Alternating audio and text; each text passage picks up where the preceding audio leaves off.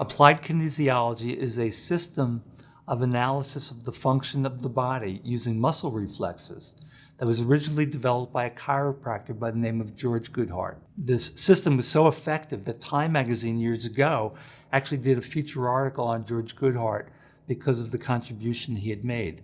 Unfortunately, it's a method of diagnosis that's still only practiced by a limited number of doctors, mostly chiropractors, some dentists, some physicians, and it allows us to get direct feedback from the body as to where the cause of the problem may be, what the problem might be, what the solution might be, whether it be a physical correction within the body as done by a chiropractor, or an introduction of a nutritional supplement to make up for a nutritional deficiency, or in the case of dentistry, helping us to diagnose and get insight into what's going on, things that we can't see just from looking at the mouth or x-rays. When a patient gets evaluated with applied kinesiology, it's a very simple thing.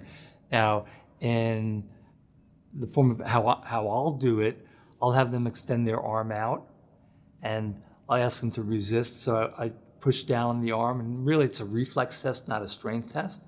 And as they're holding their arm, I'm contacting different reflex points, different acupuncture points, or areas around their teeth and their mouth to get feedback from their body.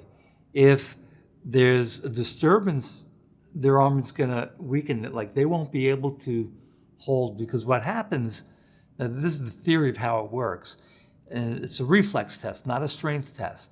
So our body function is dependent on countless reflexes to allow us to move our arms and our legs, to stand, to walk, to talk. It's all done through reflexes.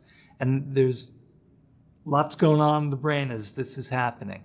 If we bring the attention of the brain to something in the body where there's a disturbance, the brain knows that, it's almost like a distraction to the brain.